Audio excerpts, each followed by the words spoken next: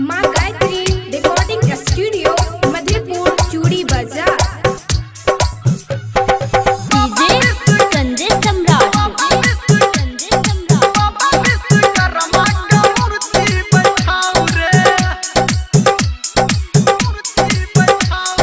दुआरा पे ठीक से आसन लगाऊ रे, दुआरा पे ठीक से आसन लगाऊ रे, बाबा विश्वकर्मा का मूर्ति बैठाऊ रे।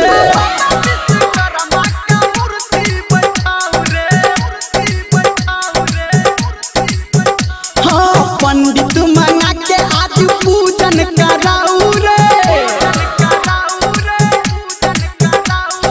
पंडित मंगा के आज पूजन कराऊ रे, बाबा विश्वकर्मा का मूर्ति बैठाऊ रे।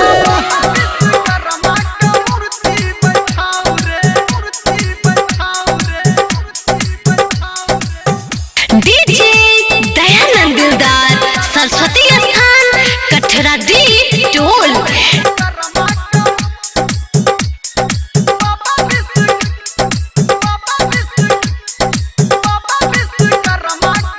डीजे संजय सम्राट।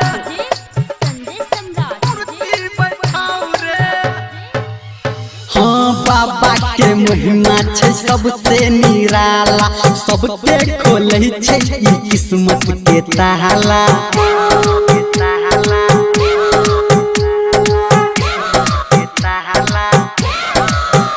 हाँ बाबा के महिमा छै सबसे निराला, सबके खोलै छै ई किस्मत के ताला।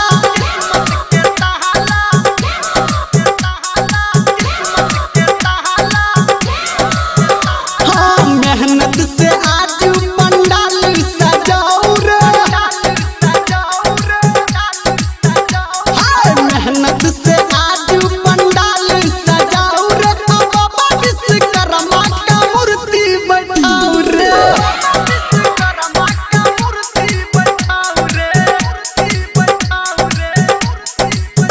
हाँ दुआरा पे ठीक से आसन लगाऊ रे, बाबा विश्वकर्मा का मूर्ति बैठाऊ रे। संजय सम्राट।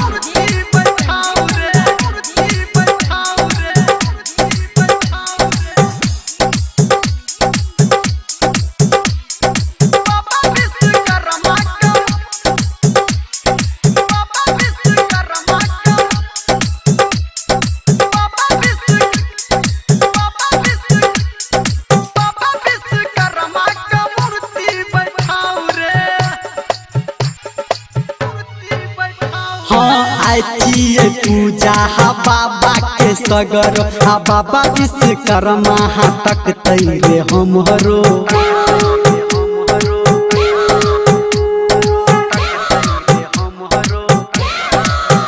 हाँ आइए पूजा हा बाबा के सगर, हा बाबा विश्वकर्मा हा तक तैरे हमरो।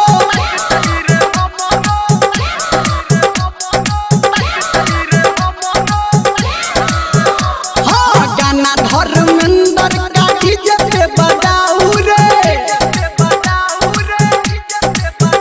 हाँ गाना धर्मेंद्र का डीजे पे बजाऊ रे, बाबा विश्वकर्मा का मूर्ति बैठाऊ रे।